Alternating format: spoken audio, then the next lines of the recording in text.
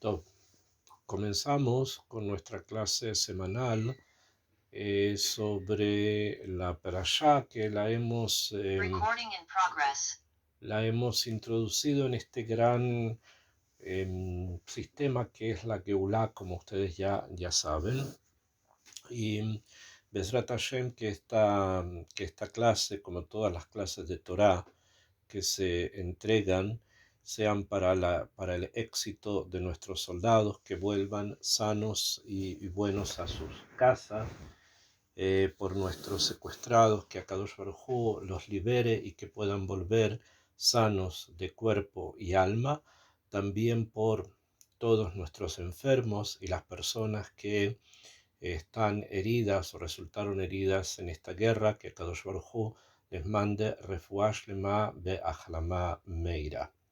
También hacemos esta clase en especial, Leilui Nishmato, de mi suegro Idel Ben Haim Acohen, que hoy es Yom Pekudato.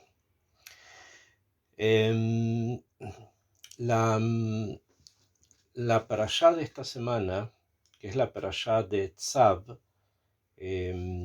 comienza precisamente con esta, se llama así, porque en el segundo pasuk se hace un mandato. Tzav significa mandar, manda. Y comienza la parashá con las siguientes palabras. Dice, Vaidaber Hashem el Moshe lemor. Habló Hashem con Moshe y le dijo lo siguiente. Tzav et Aharon be'et vanav lemor, zot Torat ha'olah hi ha'olah al mokda al hamizbeach kol halayla ad haboker esh hamizbeach tukatbo. Dice, esta es, manda a Aarón y a sus hijos, diciendo, esta es la ley del Korban Olá. El Korban Olá es el Korban que se trae que se quema en forma completa, se llama Korban Olá, es con lo que llamamos normalmente un holocausto, que se quema sobre la Mokdá, que es el fuego que está sobre el Mizbeach. Tiene que estar allí esto encendido con la Laila Adboker, Besha Mizbeach Tukatbo, y el fuego del Mizbeach está encendido en él. Así comienza la parashá. Esta es una parashá del Tzav, que continúa con las mismas ideas de la parashá anterior de Vaikra, donde se había comenzado ya a tratar todo el tema de los korbanot. ¿Bien? Como habíamos explicado en la última clase, que los korbanot son como una especie de introducción hacia adentro. Nosotros nos tenemos que como que ver en ellos de lo que nosotros nos hemos equivocado. El korban, el karev, acercarnos, da la posibilidad de poder reparar, de poder corregir y ir hacia adentro en esta corrección. Akshav, en esta parashá, y la anterior también, que obviamente, y las que vienen también, hay un comentario que es un comentario que la mayoría de las personas conocen. ¿Bien? Los comentarios famosos ustedes ya también los conocen, son los de Rashi, la Torá, el Ramban, Nachmanides, que a veces discute con Rashi, a veces está de acuerdo, tienen como, es otra perspectiva, está Rabbenu Bajie de los antiguos, está el Or HaChaim HaKadosh, hay muchos comentarios sobre la parashá de cada semana, y hay un gran comentario bastante extenso, escrito por Rabbenu Yaakov Kuli. Ese comentario se llama Me'am Loes. En Me'am Loes, que es un comentario escrito por el Jajam en Turquía hace ya más o menos 300 años atrás, casi 300, 400 años atrás, en el cual él escribe obviamente la parashá, describe lo que está escrito en la parashá en forma muy didáctica, muy simple y muy fácil de comprender para todos. Trae la salahot que contiene la parashá y si hay algo especial también lo introduce. Y él tiene una shitá bastante interesante, Rabbeinu Yaakov, que es que introducir en la parashá Sipurim, o sea, lo que él llama Maase, o sea, como una especie de cuento. No exactamente cuento, porque cuando él se refiere a cuento, se refiere a lo que está escrito en la Torá. Eso es lo que él llama cuento. En cambio, cuando se habla de una historia de la cual nosotros tenemos que aprender algo, tenemos que extraer alguna enseñanza, el Rab la denomina Maase, o sea, un Maase. Ya la palabra Maaseh, después también ocupada por Rabbi Nachman mi Breslav, no solamente indica un relato de algo, sino que de eso nosotros tenemos que aprender algo, o sea, es algo obviamente que tiene una moraleja, que nos deja una enseñanza, pero además tiene profundidad. O sea, que a pesar de que las historias que él elige del Talmud o que elige del Midrash, que las amplía un poco más, las extiende un poco más y muestra lo que está detrás realmente de esa historia, además de eso, él no necesariamente nos va a revelar todo, pero nosotros tenemos que tratar de entender qué es lo que nos quiere decir detrás de cada una de sus maasim, de sus historias, de historias en ese sentido.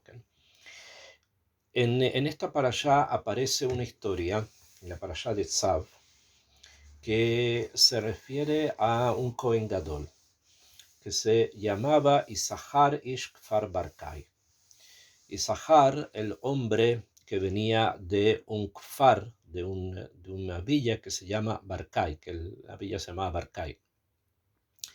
Y si bien está recordado en forma peyorativa, o sea, no para bien, sino por algo, no, algo negativo, la Gemara y nuestros libros dicen que fue uno de las tzvahot, uno de los gritos, una de las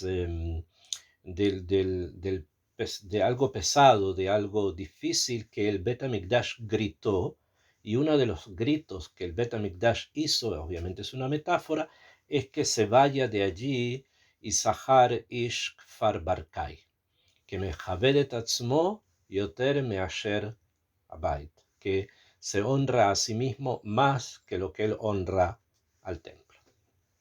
¿Por qué? ¿Qué fue lo que ocurrió con este personaje? Y ahí viene la historia que Rabbeinu Yaakov nos va a enseñar y vamos a tratar de estudiar las profundidades. Hay obviamente una enseñanza ética y moral bastante interesante y en primera vista es lo que nosotros entendemos, no lo que el Rab quiere enseñar, pero hay detrás de eso también un poco más de profundidad con respecto a muchas cosas y que tienen muchísimo que ver también con el fenómeno, entre comillas, con el desarrollo o el proceso de lo que nosotros conocemos como Geula.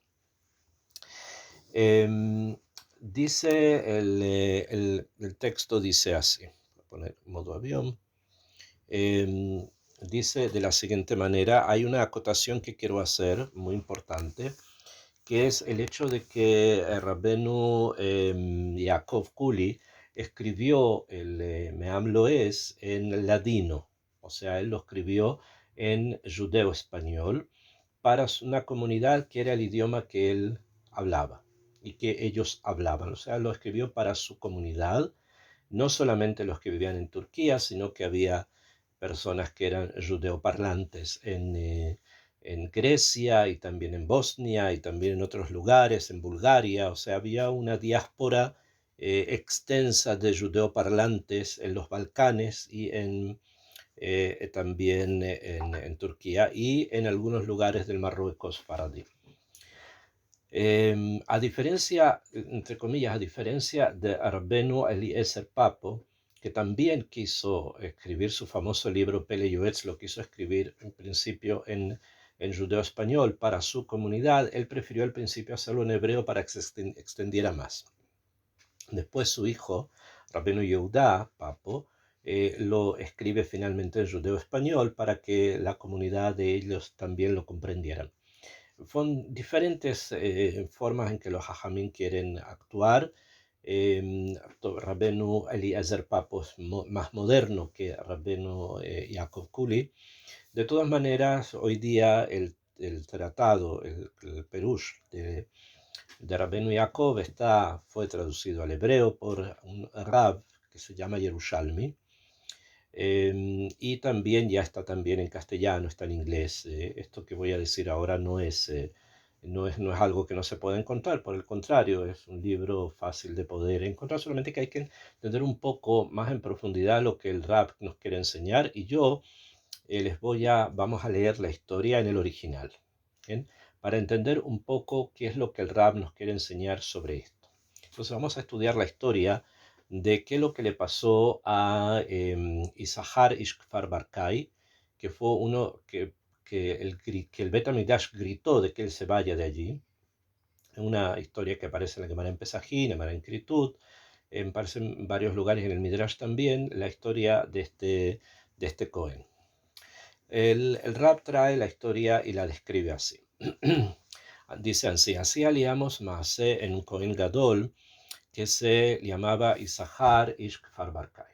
O sea, vamos a hablar sobre él, que cuando quería hacer abodá, o sea, que cuando él quería hacer la abodá en el templo, o sea, él es Cohen, pero además no solo Cohen, era Cohen Gadol, cuando él quería hacer la abodá en el templo, en el Bet HaMikdash se envolvía la mano con unos paños para no tocar con la mano la carne.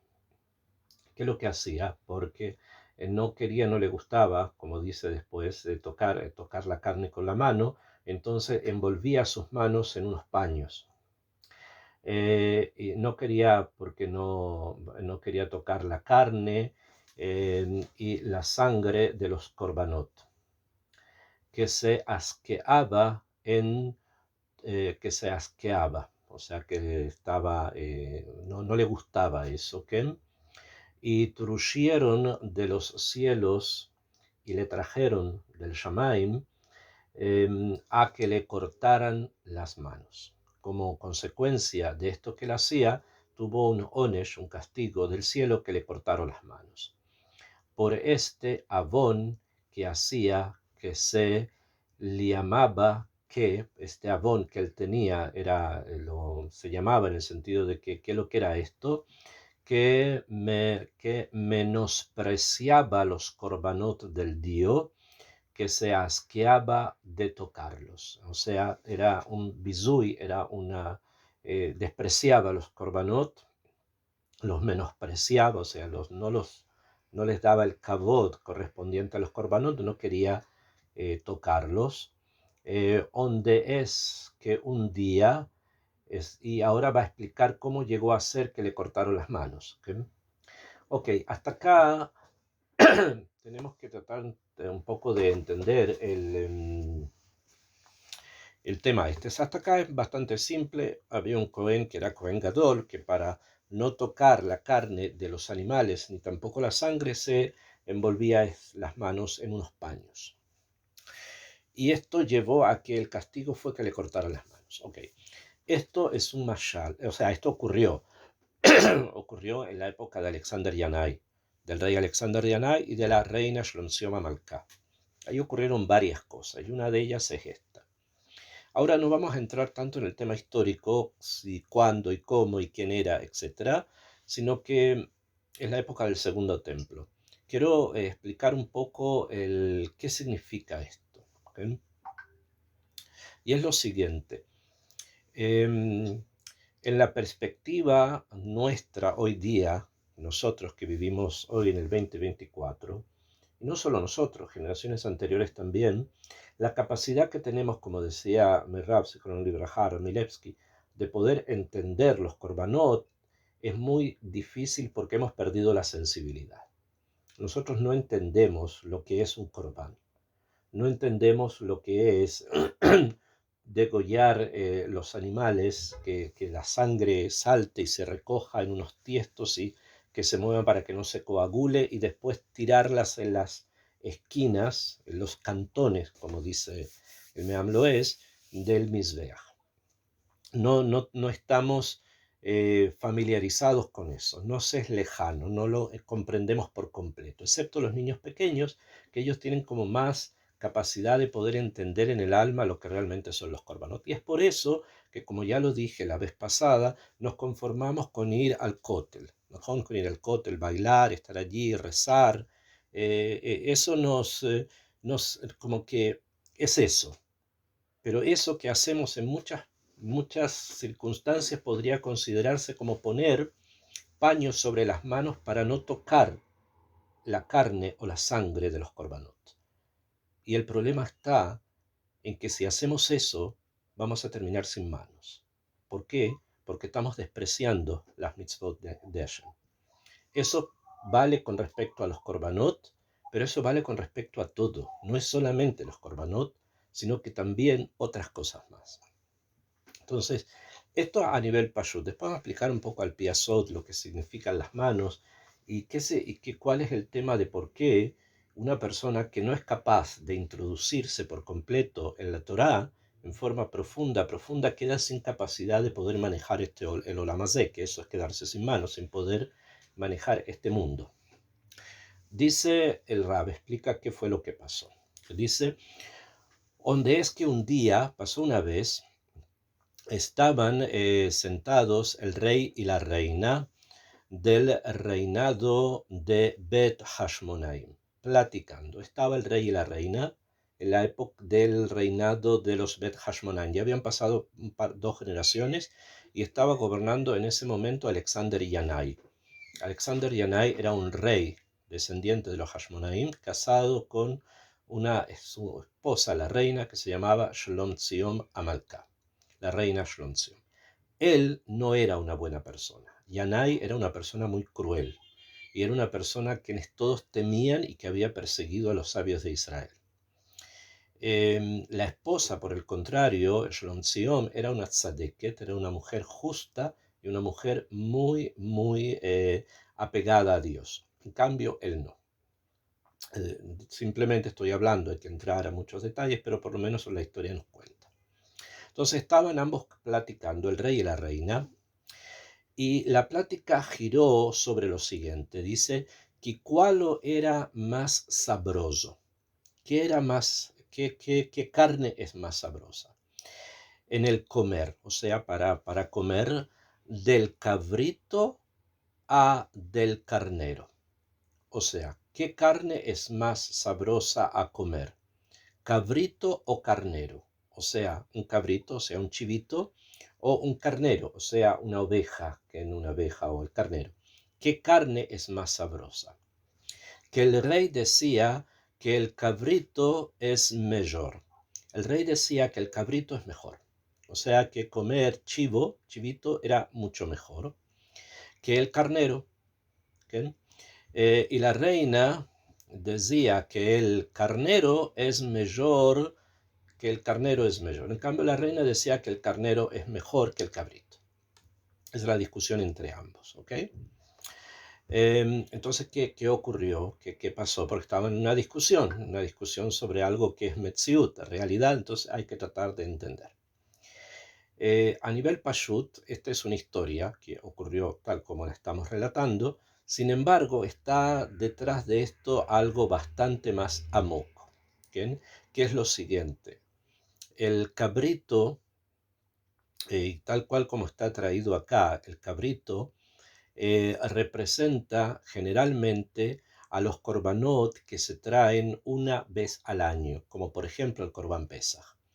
En cambio, el carnero es un corbán que se trae todos los días.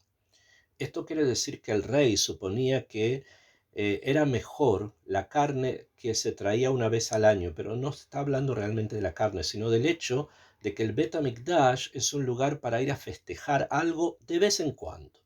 O sea, la casa de Dios es como de vez en cuando, nada más. O sea, para Pesach vamos, que hay muchas personas en el mundo que suelen ir al Bet Knesset para Rosh Hashanah, para Yom Kippur, pero no asistimos todos los días. ¿Okay? Bueno, eso es lo que el rey quiere decir. En cambio, la reina, que era una tzadeket, ella hablaba del carnero, porque el carnero es lo que se trae de Corbán todos los días. Entonces giraba la discusión sobre si el Bet HaMikdash es algo diario, o sea, la conexión con Akadosh Baruj Hu tiene que ser algo constante o simplemente de fiesta en fiesta, de Shabbat en Shabbat, de comida en comida. Acabamos de salir de Purim Beseder, en Purim celebramos, terminamos Purim, seguimos con nuestra vida normal, le dijo el rey, o sea, en Purim está bien, pero todos los días, todo el tiempo, la reina dijo sí. todos los días, todo el tiempo. Estamos hablando a nivel pashut, la explicación de la historia. Entonces, ¿qué pasó? Decidieron, ellos dijeron, demandemos a Isahar. Preguntémosle al Cohen Gadol, a Isahar, que es el Cohen Gadol, que cierto él sabrá cuál es mejor.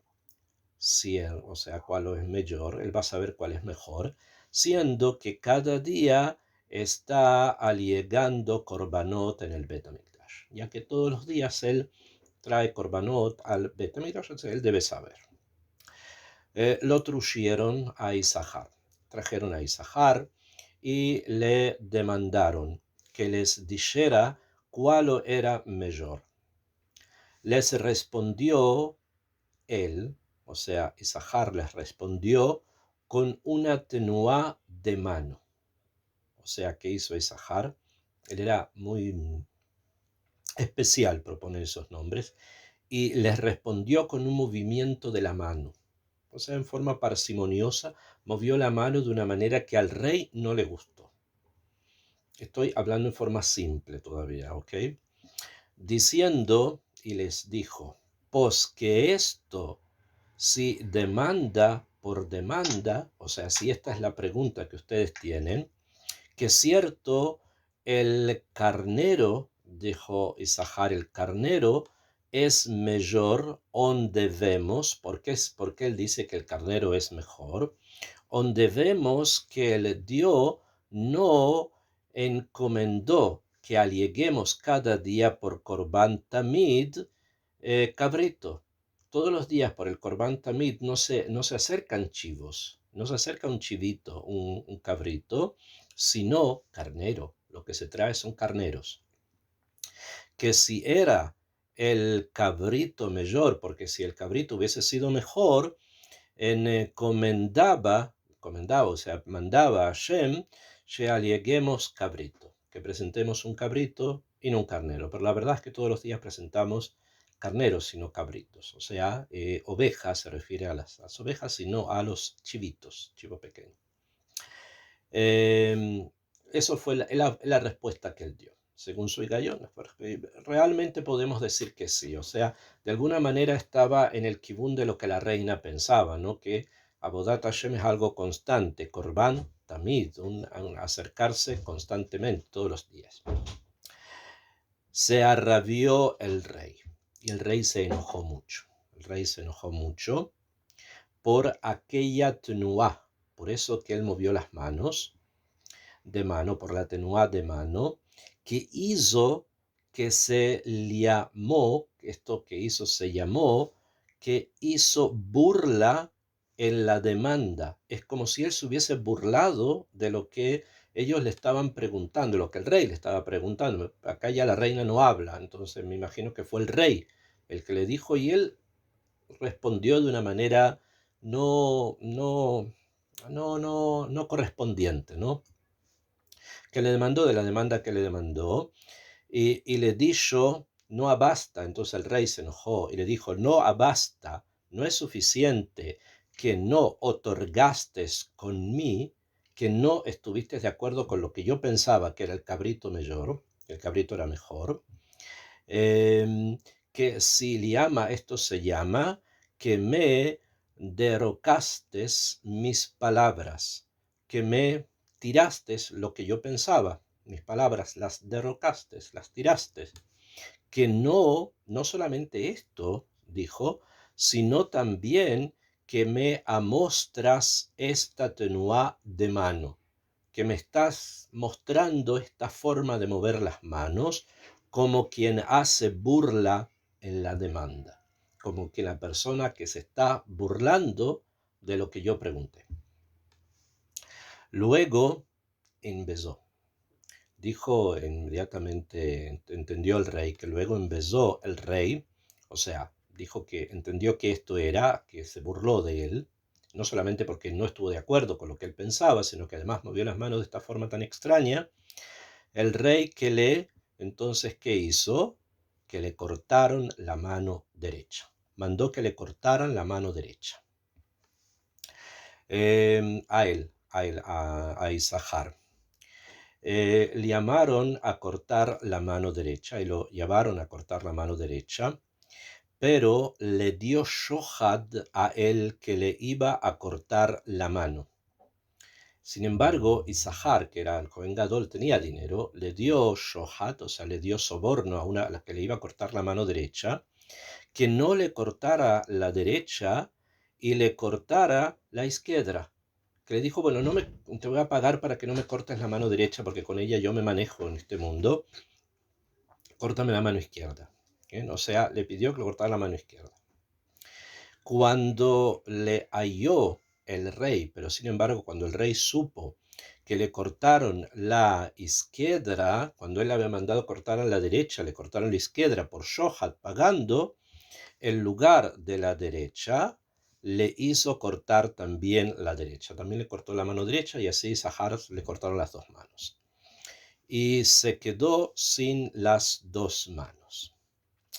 Y decía un jajam que su nombre, y dijo un jajam, una persona, después del que fue el maase, un jajam, que su nombre es Rabbi Yosef, uno de los sabios del Talmud, dice, bendito sea el Dios, ¿okay? Que sea bendito Dios, que le paga a Isahar su pago en este mundo, que le pagó a Isahar, o sea, castigó a Isahar en este mundo, que siendo él miraba su kavod, porque este Isahar miraba su kavod, que se asqueaba de tocar los korbanot y se envolvía las manos con paños para no tocar con las manos mamash. Y se le llama que menospreciaba los korbanot del Dios. Le pagó el Dios midá, que neged midá, Hashem le pagó exactamente igual, que le vinieran a cortar las manos. Y finalmente le cortaron las manos. Esta es la historia. Ahí vamos a aprender un musar de esto también. O sea, vamos a aprender de esto una regla a nivel ético. Más adelante se va a traer. Sin embargo, quiero explicar un poco el tema, por lo menos hasta este punto. ¿Qué es lo que significa esto? ¿Okay? Habíamos hablado que cuando una persona no se introduce por completo en las mitzvot de Hashem, por cualquier motivo, acá estamos hablando de una muy específico y de una persona que hacía esto. Nosotros podemos pensar, pero bueno, de Joliot, que el asco que le provocaba tocar la sangre y tocar la carne, a lo mejor era algo que no podía controlar. Bueno, si es así, entonces tendría que haber renunciado a ser Cohen Gadol y que otra persona que lo pudiera hacer, pero que él quería el kavod. Entonces, eso es lo nefasto en este Isahar, que buscaba kavod. ¿Bien? Y el kavod en el servicio a Hashem va por el servicio a Hashem. No es una cosa agregada. El kavod que se le da al gran Rav, por ejemplo, de una comunidad, a una persona que sabe, es por la Torá que tiene allí. No se busca el kavod por el kavod, sino es simplemente una forma en que la comunidad, el pueblo, respeta a aquellas personas que saben o que hacen mitzvot. No se busca el kavod, no es una sociedad gentil en la cual estamos buscando el respeto y el honor por el respeto y el honor y por lo bien que las personas pueden sentirse de que alguien los respete. Entonces, eso es a nivel musarí y lo vamos a ver también un poco más. Sin embargo, hay acá, como les dije, algo un poquitito más profundo también. Además del tema ético, de que no hay que dejarse llevar por el kabod, y si el kabod está es simplemente por la Torah que está y nada más, ¿okay? Hay una situación que es muy profunda y que está construida con pensamientos que son negativos y que no son los pensamientos de la Torah. Y uno de ellos es que justamente en el proceso de la Geulah, en el que nosotros estamos hablando, una de las cosas importantes que debe estar presente es precisamente el Bet HaMikdash y sus servicios. Y cuando los servicios en el templo, los servicios en el Bet HaMikdash, se pierde con ellos la conexión y se ven con cosas muy lejanas, como dije, sin sensibilidad, entonces es como habernos puesto, como dije, estos paños en las manos y que finalmente pueden terminar en forma bastante negativa, ¿no? Otra cosa es que esta historia ocurre en la época de Alexander Yanai y de su mujer Shlontzioma Malkai, la discusión que ellos tienen, que es una discusión un poco más profunda, que con respecto a si el templo es algo simplemente ritual, o sea, hay un rito que se realiza ahí, entonces cada vez que se hace es interesante, pero no es algo que nos acompañe día a día. Y esto precisamente es lo que simboliza el punto más profundo de la discusión de ellos y el hecho que quieren que la respuesta la traiga Isahar Ishkfar Barkai. Porque él también, este Cohen, tomaba su trabajo, el trabajo de Cohen Gadol en el Bet HaMikdash, como algo netamente ritual. O sea, como hay que hacer algo, no entiendo mucho, probablemente decía por qué o cuál es el motivo de esto, probablemente lo había estudiado, pero a nivel intelectual, pero lo llama Fnim, no internalizaba la emuná en el corazón. O sea, no estaba la mitzvah que simplemente la hacía y trataba de hacerla de la manera que a él le resultase más cómodo, como esto de ponerse los paños en la mano, porque simplemente no estaba conectado realmente con la mitzvah. Y eso ocurre mucho también en nuestros días, cuando hay una conexión con la mitzvah a nivel de rito. O sea, tengo que levantarme en las mañanas, ponerme tefilim, tengo que cumplir las velas, por ejemplo, las velas de Shabbat, hay que encenderlas, y bueno, se van y se encienden, pero no hay una meditación interna sobre lo que eso significa. Lo que significa, por ejemplo, la luz de Shabbat y las situaciones de meditación interna que despiertan y que abren. O la mitzvah del kashrut, por ejemplo. Todos conocemos, hay que ir, separar, tener cubiertos para el de leche, tener cubiertos de carne, comprar eksherim, y vemos todo eso como algo necesario de hacer. Pero si vamos a preguntarnos a nosotros mismos el por qué, fuera de decir que Hashem así lo mandó, no creo que lleguemos más allá. ¿Por qué? Porque falta una compenetración al fondo de la mitzvah, a lo que realmente significa la emuná y lo que significa la carne, lo que significa todo lo que tiene que ver con el homer, lo que significa la leche, que es todo lo que tiene que ver con el espíritu, y que ambas cosas en ciertos momentos no deben estar mezcladas, sino que deben separarse para que nuestra actitud y nuestra forma de actuar en la materia sea distinta a la forma de actuar en el espíritu en ciertas circunstancias. Estas circunstancias son comer, o sea, absorber energías, etcétera, etcétera. O el tema de las luces, ya dije las luces de Shabbat, que son la forma de iluminar el alma. No solamente se ilumina una casa, sino las velas es una luz que ingresa dentro del alma de la persona y brilla ahí. Las velas de Shabbat se van a apagar en algún momento. Esa luz que se hizo en el momento que se encendió se mantiene prendida todo Shabbat. Y si realmente ha habido una profundidad en la emuná, va a brillar toda la semana. ¿Bien? En forma mística, o sea, no en forma material, sino a nivel místico, a nivel profundo y espiritual. Y así, cada una de las cosas de nuestra Torá, el estudio de Torá que estamos haciendo ahora, por ejemplo, es obviamente intelectual. Estamos trayendo ideas, estoy leyendo una historia, la estamos comentando, pero no es algo que simplemente en el momento en que diga acá que nos desconectamos y se acabó. No, la Torá es una energía que permanece en el mundo, es una energía que en el mundo está. Cada vez que se habla de Torá, esa energía está presente en el mundo.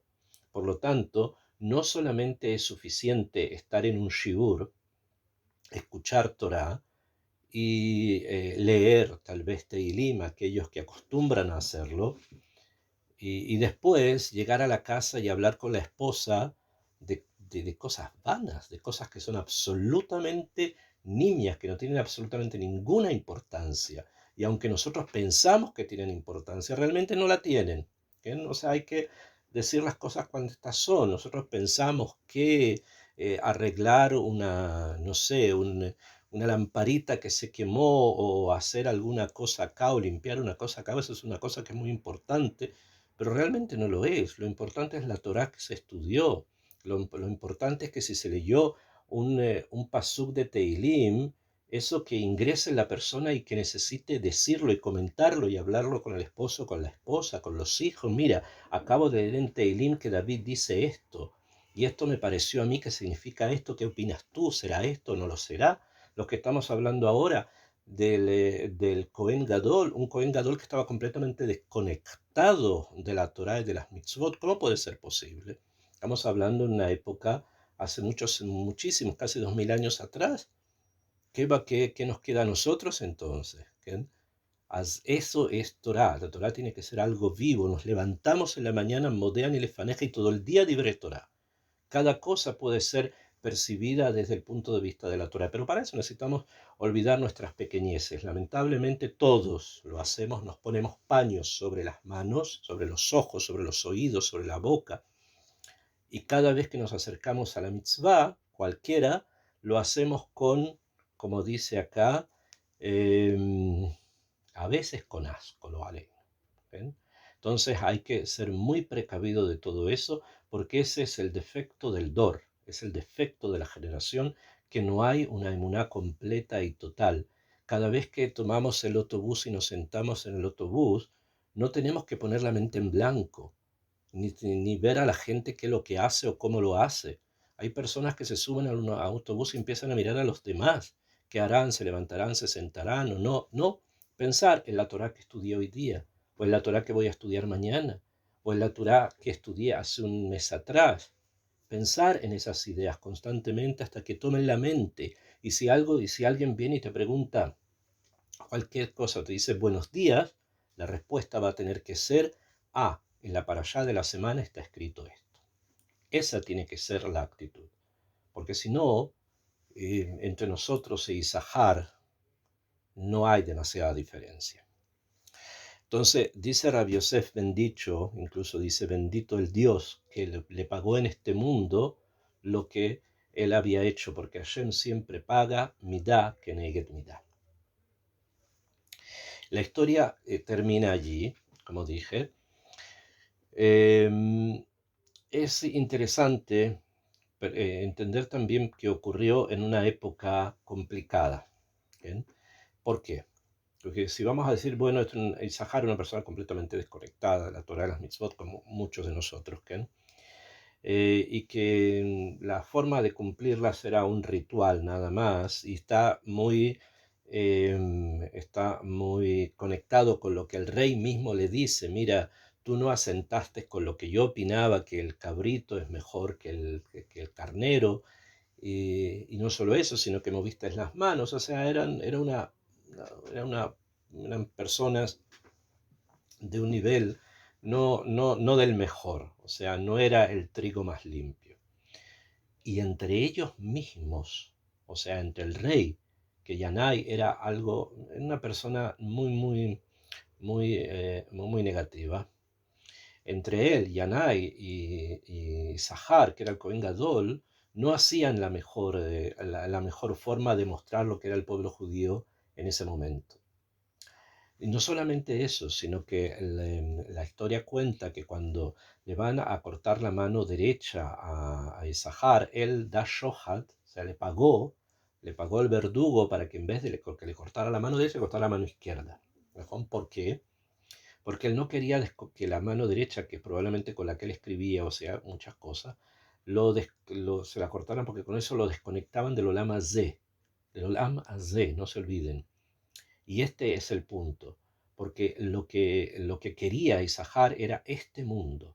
Este mundo es el que le interesaba. Y si en este mundo, para poder tener kabod, tengo que hacer korbanot, lo voy a hacer de una manera tal que no me signifique tocar la carne ni la sangre. Ok, Beseide. Esa era la forma que él tenía de pensar. Olam hazé, Olam hazé, Olam hazé. Y ese es el gran defecto que también nosotros tenemos. Vivimos completamente introducidos en este Olam Hazé. Tenemos que tratar de pensar en algo más profundo, en ir más allá, en estudiar y ir más allá. Esto ocurre, como les dije, en esa época, porque fue una época complicada. Los Hashmonaim fueron los que lucharon en contra de los griegos, ustedes saben, la Hanukkah, y lograron heredarnos que la Torá no cayera en manos de los helenistas y por lo tanto la luz de Hanukkah nos acompaña hasta hoy día. Pero eso fue una primera y una segunda generación. Después ya él, que era el nieto de los Hashmonaim, Yanai, era una persona completamente helenizada. Era una persona que a pesar de Yehudí, familia de Kohanim, ellos también eran Kohanim, sin embargo ya estaban perturbados y ya las cosas, el judaísmo en ellos se había transformado simplemente en ceremonias, hasta tal punto que él está preguntando qué será más sabroso, como dice acá el ladino, el cabrito o el carnero, como si importara. No importa, importa cumplir la mitzvah de Hashem, te guste o no te guste la carne, esta o esta. Pero él no, él estaba en este mundo, igual que el Cohen, estaban en este mundo, que metidos en este mundo. Y frente a eso tenemos solamente una persona acá que desaparece pronto y no habla, fuera de que después encontramos a Rabbi Yosef, que dice bendicho que Hashem pagó, le dio Midá Keneged Midá y Sahar, que es la reina, que es Shlom Tzion Amalcá. En nombre de ella hay una calle en Jerusalén, cerca de la Iraticá, que se llama así. La calle se llama Shlom Tzion Amalcá.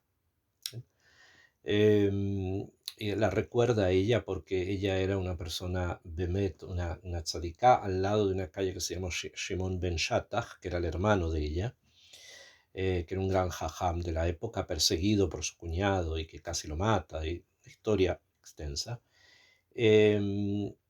Ella opina, como les dije, que lo sabroso era la carne del carnero. Nosotros podemos pensar, bueno, pero también está metida en lo material, porque está pensando de qué es más sabroso esto, ¿no? Pero ya hemos explicado que el tema acá, el tema que se da, es el hecho de que el templo es algo constante. ¿Mejor? Y por lo tanto, el carnero, que es lo que se trae todos los días, las ovejas que se traen todos los días, eso es lo constante. O sea que el kesher con Akadosh Baruj Hu tiene que ser algo que esté constantemente presente. Y Zahar también dice lo mismo. Él dice sí, el carnero, porque se presenta todos los días.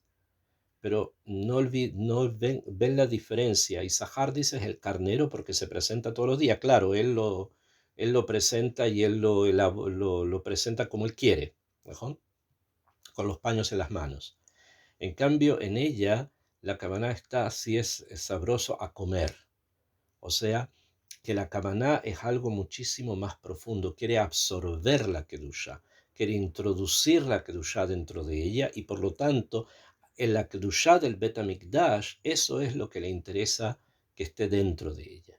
Eso lo significa como una mujer tzadeket y por lo tanto, una mujer tzadeket es precisamente aquella persona que la kedusha la tiene dentro de ella, que la kedusha está en ella. No es algo aparte, no es algo externo, no es una ropa, es una esencia. Y eso es lo que nosotros distinguimos en Shlom Tzion. En la historia acá. Aquí él no trae no trae quiénes son, en la Rab no los trae, nosotros lo sabemos por otros testimonios. Hasta acá tenemos la historia tal cual como está traída por Rabbeinu Yaakov, con el estudio este que hicimos de profundizar un poco más en el hecho de que tenemos que vivificar la emuná y no tomar simplemente a las mitzvot como algo ritual, como un teques, como una ceremonia. Y cuando es como una ceremonia, la gente suele adaptar la ceremonia a sus propias necesidades o como las personas son. Después de este punto que trae esta historia, Rabbeinu Yaakov agrega algo más que tiene ya que ver con un tono más bien ético sobre cierto tipo de personas que probablemente existían en sus comunidades y que también existen en las nuestras, obviamente, y ya que tiene que ver con el otro punto que está girando acá, que es el kavod, ¿ok? El honor exagerado, ¿no? Que las personas tienen de sí mismos y un protagonismo que solamente pretende hacer que la persona sobresalga, que en él mismo hace que quiere hacerse sobresalir.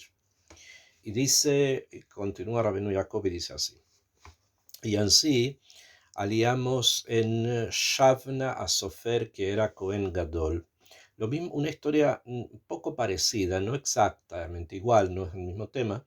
Encontramos con Shavna a Sofer, un Sofer se llamaba Shavna, que además también era Cohen Gadol, y porque menospreciaba los korbanot y también no tomaba los korbanot en serio.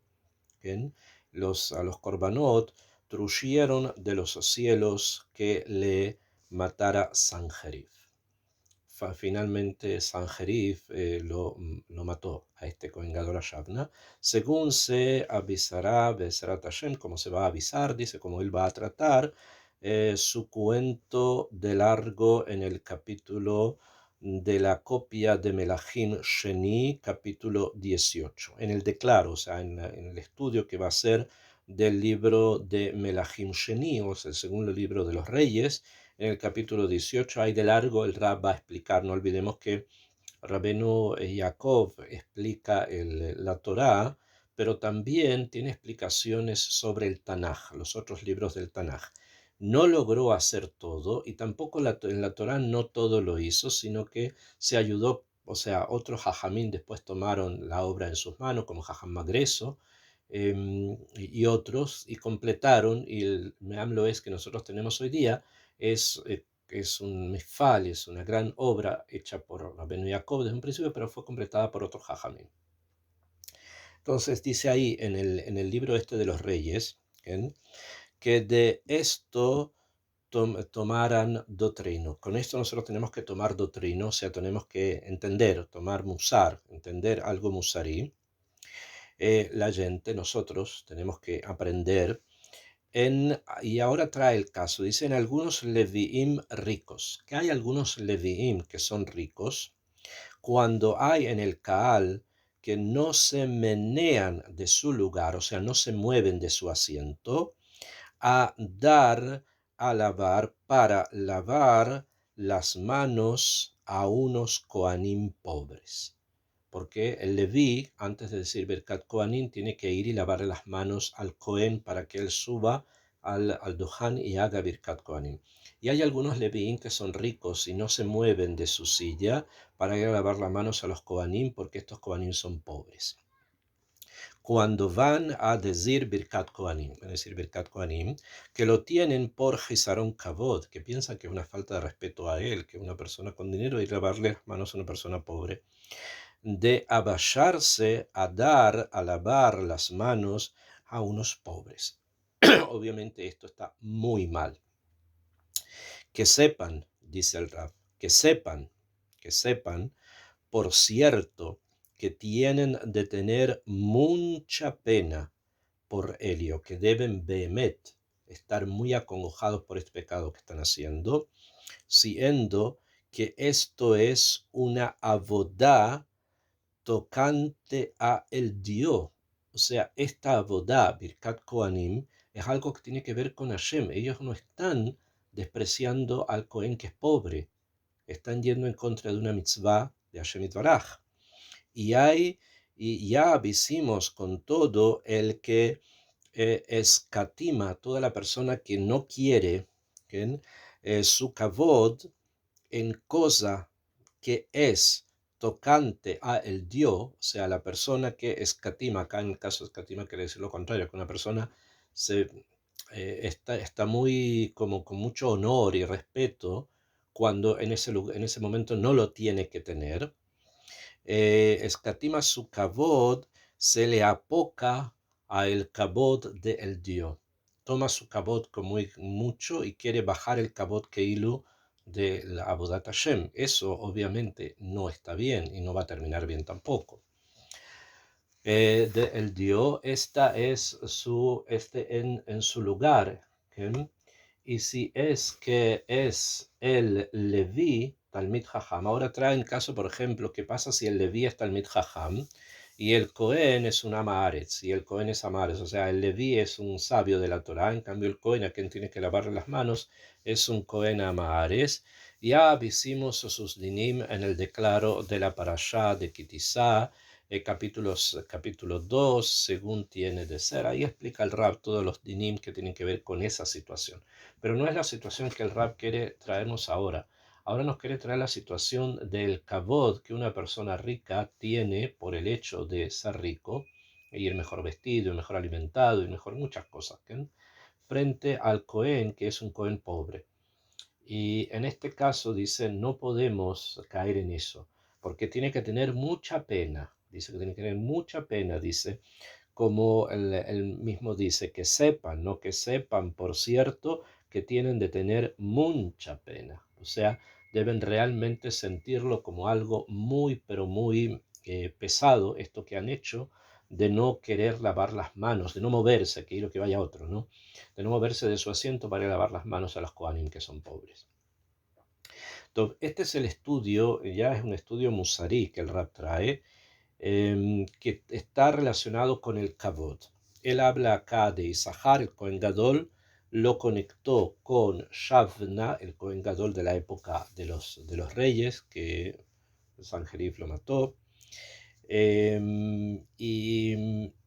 y quiere conectar esto con respecto a que hay personas que se consideran a sí mismos con un cabod y un protagonismo que muchas veces es exagerado.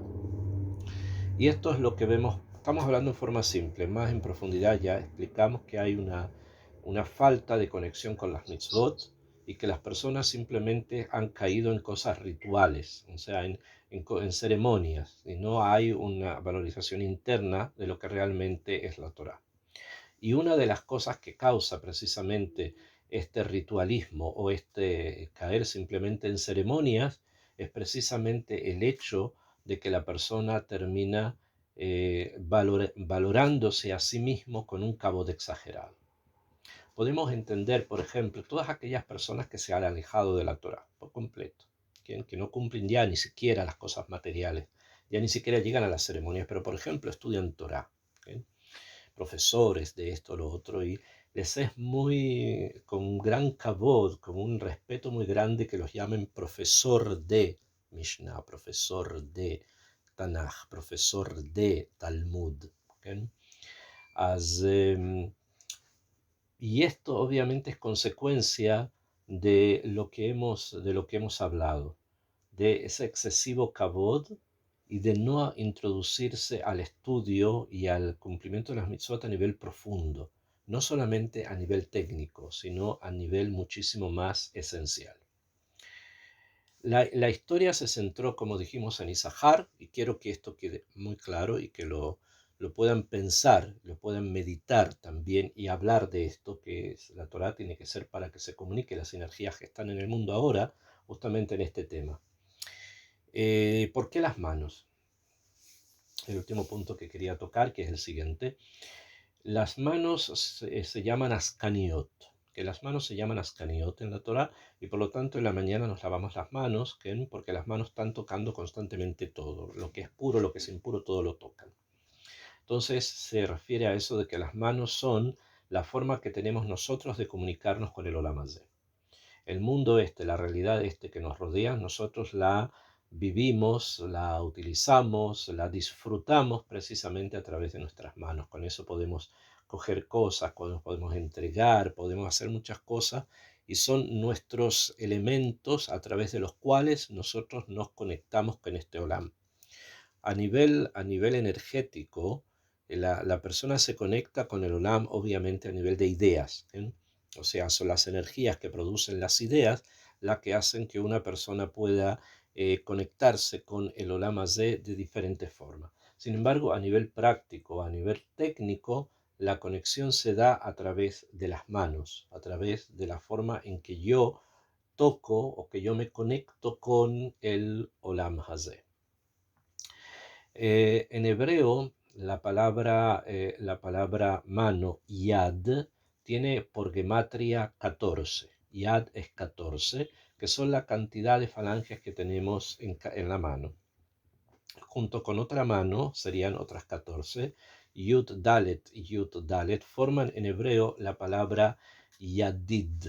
Yud Dalet, Yadid, que significa amigo. Normalmente también la amistad, que es una forma de comunicar energía que va de una persona a otra, se da precisamente a través de el tocar las manos, el ponerlas juntas.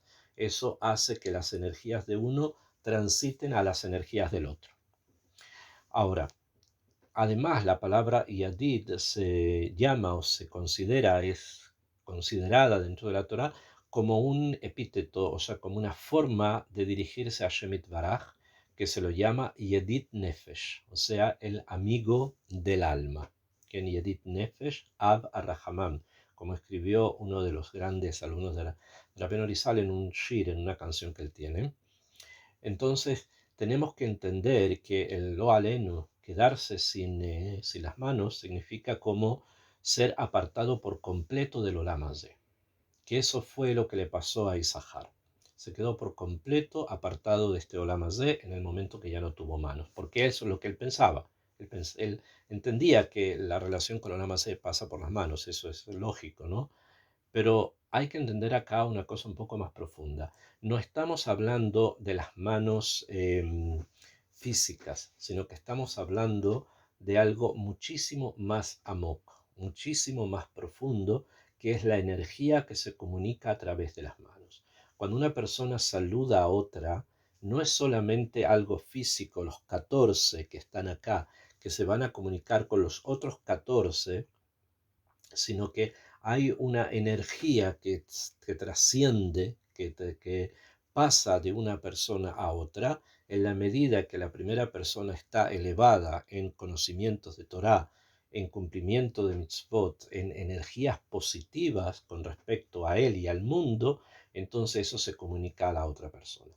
Cuando no hay nada de eso, cuando no existe no Torah, cuando no existe profundidad en el conocimiento y energías positivas, entonces lo que se transmite normalmente, en el mejor de los casos, es nada, pero en muchos casos tal vez puede ser algo negativo.